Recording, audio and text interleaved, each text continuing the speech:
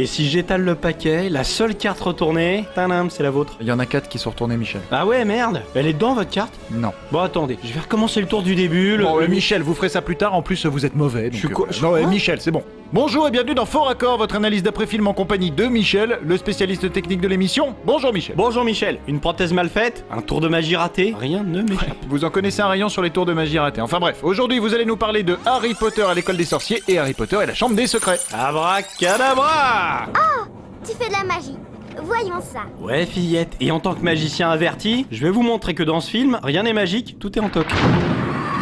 Les spectateurs vont bientôt découvrir que les gamins de Poudlard sont tous des imposteurs. Silence!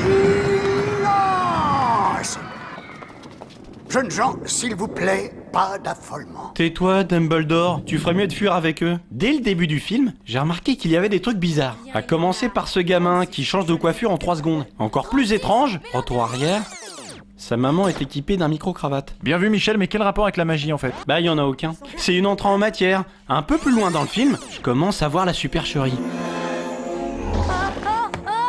Pause. Vous voyez cette branche? Non. Enfin oui, je veux dire, mais je dois voir quoi en fait? Qu'un serpent apparaît dessus, comme par magie sur le plan suivant. Ah oui, vous reconnaissez qu'il y a de la magie quand même. Non, c'est juste des faux raccords. Par contre, ça c'est autre chose, c'est un bâton qui sert à asticoter le serpent pour qu'il bouge. Quand on n'est pas foutu de dresser un animal, faut pas essayer de faire de la magie. Tenez, regardez cette chouette. Ils ont dû l'attacher à la manche de Harry pour pas qu'elle s'envole. Vous voyez le petit cordon sur sa patte?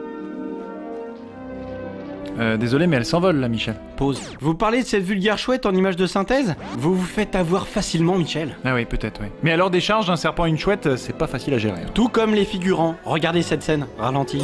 Observez bien cette femme et ce monsieur avec des rouflaquettes. Plan suivant. Qui c'est qu'on retrouve à droite? Nos 2 figurants en train de papoter. Mais enfin là, y a que vous qui voyez ça, Michel. Une personne normale regarderait les chouettes. Quelle chouette? Bah quand même, Michel. Non mais essayez pas de m'embrouiller, Michel. On a la même chose dans le 2e film, mais en pire. Vous les voyez les deux là? Plan suivant, elles ont fait un bond de 3 mètres dans l'intervalle et finissent de passer.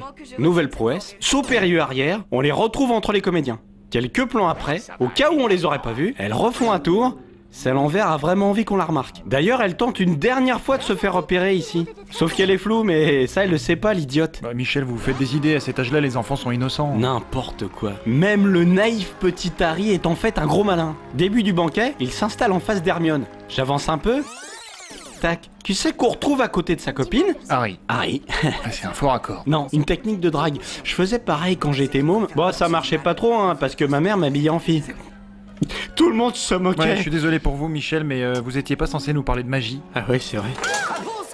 Bah vous voyez les bougies volantes un peu partout? Je vais vous expliquer les ficelles de ce tour. Et en parlant de ficelles, je suis balèze pour les transitions. Regardez bien là. Les bougies sont en fait tenues par des fils de nylon. Un classique. Allez, je vous dévoile un autre tour. Je vous conseille vivement d'être prudent. T'inquiète, regardez ce tour, celui de la cape d'invisibilité. Pour faire ce tour, il faut juste une cape verte qui sert à cacher les enfants, dans laquelle on incruste le fond du décor. Au fur et à mesure que la cape s'ouvre, elle laisse apparaître les enfants. Sauf si eux aussi sont verts, évidemment. J'ai rien compris, Michel. La seule chose à comprendre, c'est qu'il faut pas laisser sa cape verte dans le champ une fois le tour fini. Comme là. C'est pas malin, ils auraient quand même pu l'enlever sur le plan large. C'est comme cette petite protubérance bleue qui aide Harry à viser la poche d'encre. Ils auraient pu la faire plus discrète.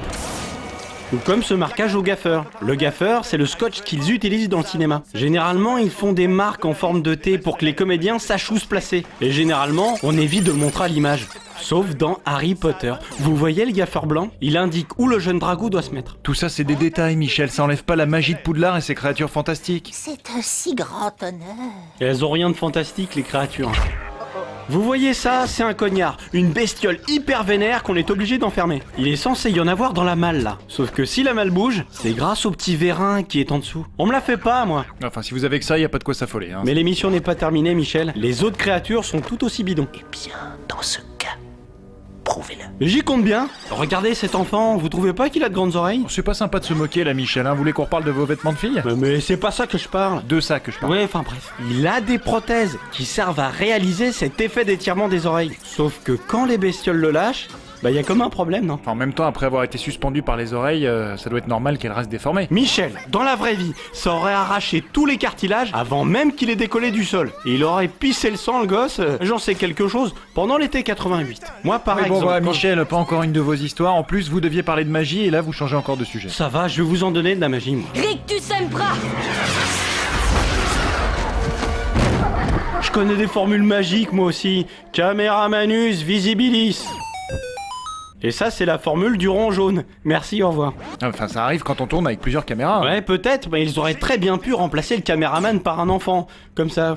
Voilà, ça c'est de la magie, on n'y voit que du feu. Faudrait qu'ils m'appellent à Hollywood, je leur apprends moi. Ouais, si vous le dites. Bon, en tout cas, merci Michel, et à dans 2 semaines pour un nouveau Fort Accord. Et j'aurai du lourd, du très très lourd. Je suis en train de bosser sur un tour là. Mon assistant est attaché sous l'eau avec 27 cadenas. Je dois le sauver avant qu'il s'étouffe. Et j'ai une camisole de force et aucune clé. Bah, ça vous dirait d'être mon assistant ? Non, refaites plutôt votre tour de carte, Michel.